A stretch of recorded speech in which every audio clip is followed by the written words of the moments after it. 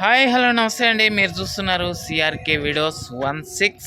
ఈరోజు వీడియోలో మనం మదనపల్లికి సంబంధించి ప్రస్తుతానికి దిగుమతి ఎంత దిగింది, అలాగే ఎగుమతులన్నీ పూర్తయినాయా లేదా, అలాగే నిన్న అడిగినటువంటి జనరల్ నాలెడ్జ్ క్వశ్చన్కి ఎంతమంది కరెక్ట్గా ఆన్సర్ చేశారు, అలాగే ఈరోజు అడగబోయేటువంటి జనరల్ నాలెడ్జ్ క్వశ్చన్ ఏంటి అనే విషయాలన్నీ కూడా ఈ వీడియోలో మనం మాట్లాడేసుకుందామండి. అంతకంటే ముందు మన వీడియోకి ఇంకా లైక్ కొట్టుకుని ఉంటే లైక్ కొట్టేసేయండి. కొత్తగా ఎవరైనా చూస్తుంటే సబ్స్క్రైబ్ చేసుకొని బెల్ బటన్ అయితే ఆన్ చేసి పెట్టేసుకోండి.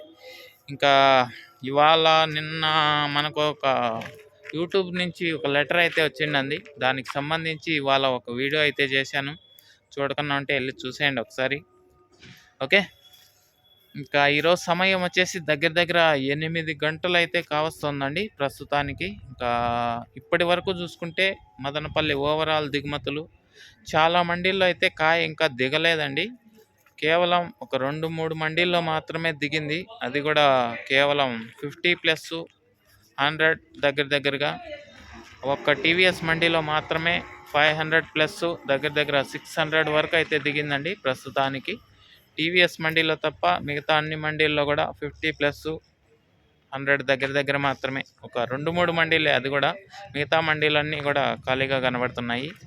ఇంకా ఎగుమతుల విషయానికి వచ్చినట్లయితే ఇవాళకి సంబంధించి బయట కాయలు ఎగుమతులు అయితే నడుస్తున్నాయండి.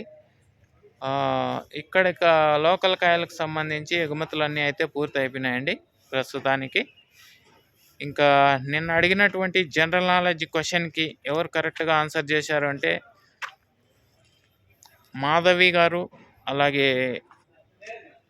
నారాయణ రెడ్డి గారు, అలాగే ధనంజయులు గారు, వీళ్ళు ముగ్గురు అయితే కరెక్ట్గా ఆన్సర్ చేశారండి.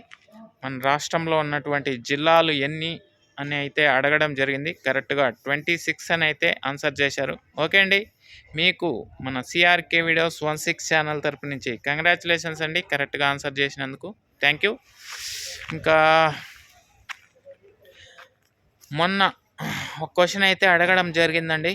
అదేంటంటే భారతదేశంలో తెలుగు మాట్లాడే రాష్ట్రాలు ఎన్ని అని అయితే అడగడం జరిగింది. దానికి భాస్కర్ రెడ్డి గారు 3 అని అయితే ఆన్సర్ ఇచ్చారు.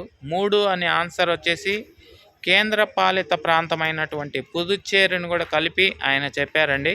సో నేను అడిగింది రాష్ట్రాలు మాత్రమే, ఆయన కేంద్ర పాలిత ప్రాంతమైనటువంటి పుదుచ్చేరిని కూడా కలిపి చెప్పారు. సో కేంద్ర పాలిత ప్రాంతాన్ని కలిపితే 3 కరెక్ట్ ఆన్సరు, రాష్ట్రాలు కనుక తీసుకుంటే 2 కరెక్ట్ ఆన్సర్ అండి. ఓకే భాస్కర్ రెడ్డి గారు, మీకు ఒక క్లారిటీ వచ్చిందని అనుకుంటున్నాను. Thank you. ఇంకా ఈరోజు అడగబోయేటువంటి జనరల్ నాలెడ్జ్ క్వశ్చన్ ఏంటంటే ఒక్క నిమిషం, మన దేశంలో ఉన్నటువంటి రాష్ట్రాలు ఎన్ని, కేంద్ర పాలిత ప్రాంతాలు కాకుండా రాష్ట్రాలు మాత్రమే ఎన్ని, ఇదైతే కామెంట్ చేసేయండి. కరెక్ట్గా కామెంట్ చేసిన వాళ్ళ పేర్లన్నీ కూడా రేపు ఇదే సమయానికి ఇదే వీడియోలో అయితే మీ పేర్లన్నీ కూడా కరెక్ట్గా ఎవరైతే కామెంట్ చేస్తారో వాళ్ళ పేర్లన్నీ చదివైతే వినిపిస్తానండి. ఓకే అండి, థ్యాంక్ యూ ఇంతవరకు ఈ వీడియో చూసినందుకు. ఇంకా ఓవరాల్ దిగుమతులన్నీ రేపు పొద్దున్నే వీడియోలో మాట్లాడుకుందాం. మొలకల చెరువులో అయితే టమాటా రేట్లు అనేవి మోగించేసిందండి ఇవాళ. చూడకన్నా ఉంటే ఆ వీడియో కూడా చూసేయండి. Thank you and bye.